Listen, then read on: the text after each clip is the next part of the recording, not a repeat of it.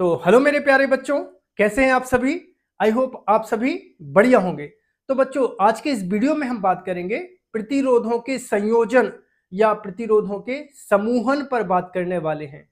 हम सभी जानते हैं कि प्रतिरोधों को दो प्रकार से संयोजित किया जा सकता है।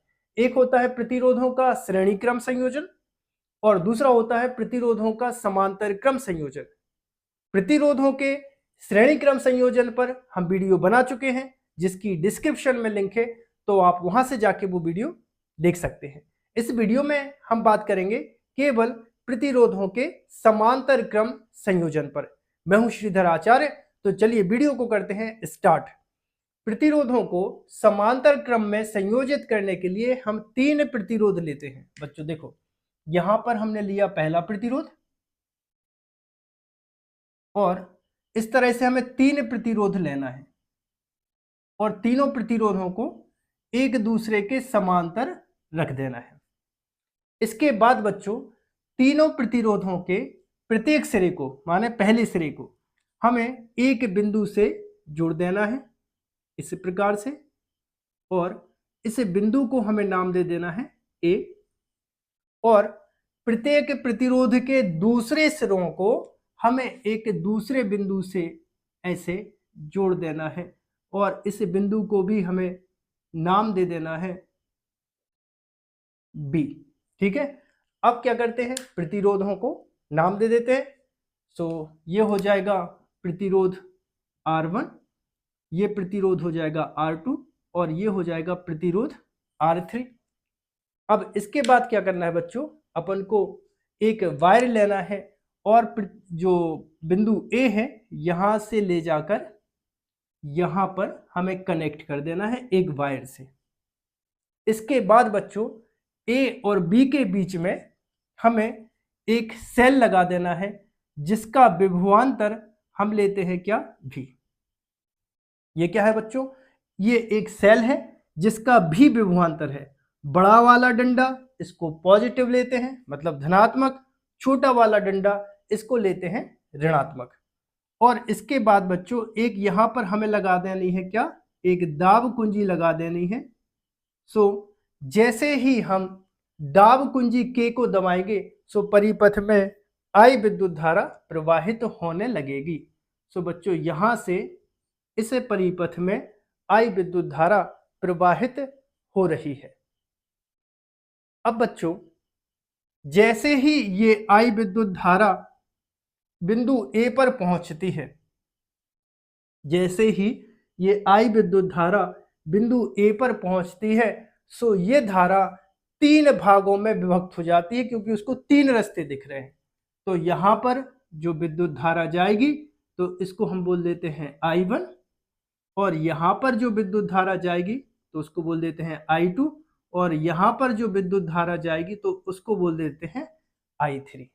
और जब ये तीनों धाराएं वापस बिंदु बी पर पहुंचेंगी तो फिर वापस एक हो जाएगी।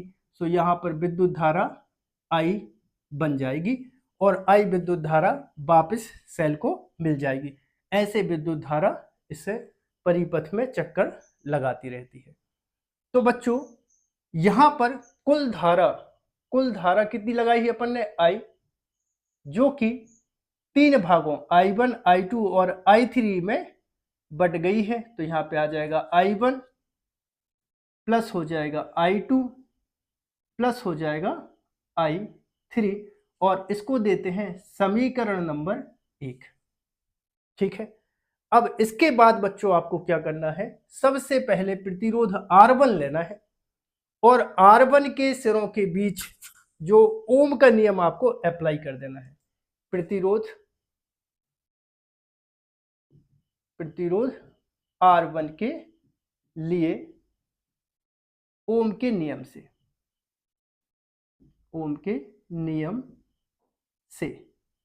अब बच्चों, ओम का नियम क्या होता है, ओम का नियम अगर आपको याद हो तो होता है V बराबर IR, राइट। सो अगर तुम इसको I के बराबर करोगे, यहां पर जगह कम है, यहां लिख दे रहा हूं, अगर हम इसको I के बराबर करेंगे तो ये हो जाएगा V/R। सही है क्या, देखो V बराबर आई आर, आई के बराबर किया कितना हो गया V अपॉन आर। दिख रहा है क्लियर? ओके। तब हमें ये सूत्र प्रतिरोध R1 के लिए लगाना है। सो प्रतिरोध R1 में विद्युत धारा कितनी बह रही है सर? I1 बह रही है। तो यहां पर कितना आ जाएगा बच्चों? I1 बराबर, अब यहां पर विभव की बातचीत कर ली जाए तो प्रतिरोध R1 के सिरों के बीच विभवांतर कितना होगा? आप क्या बता सकते हो? जल्दी बताओ। R1 के सिरों के बीच में विभवांतर कितना होगा? चलो ठीक, मैं ही बताता हूं। यहां देखो R1 किससे कनेक्ट है बच्चों? A और B के बीच में। R1 किसके बीच में कनेक्ट है? A और B के बीच में। देखो ये R1 से एक वायर आया, कहां? A से कनेक्ट है। R1 से एक वायर आया, कहां? B से कनेक्ट है। और A और B के बीच में विभवांतर कितना लगा है? V। सो R1 का विभवांतर वही होगा जो बैटरी का विभवांतर या सेल का विभवांतर होगा। तो यहां पर विभवांतर हम क्या रखेंगे? V रखेंगे। और बटे प्रतिरोध कितना है? R1 है, तो यहां पर आ जाएगा R1। इसी प्रकार प्रतिरोध R2 के लिए, तो प्रतिरोध R2 में धारा कितनी बह रही है? I2।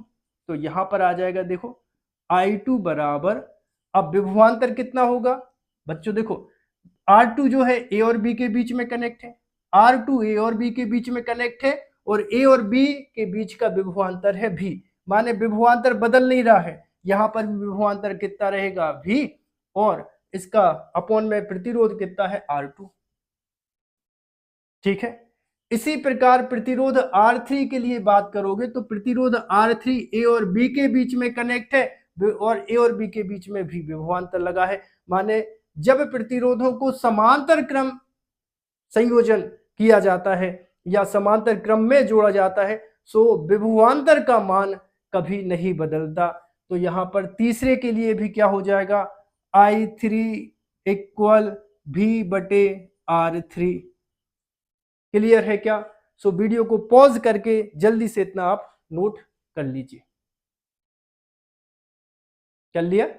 अब ये सभी मान I1, I2 और I3 के मान समीकरण 1 में रखें, तब कितना होगा बच्चों? देखो I बराबर I1 का मान सर V बटे R1, फिर प्लस I2 का मान कितना? V बटे R2, प्लस I3 का मान V बटे R3। क्लियर है क्या?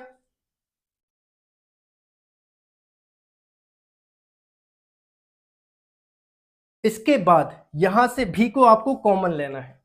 तो I इक्वल हो जाएगा, I इक्वल होगा V अपन ने लिया कॉमन, सो ब्रैकेट में कितना आ जाएगा? 1 upon R1 plus 1 upon R2 plus 1 upon R3।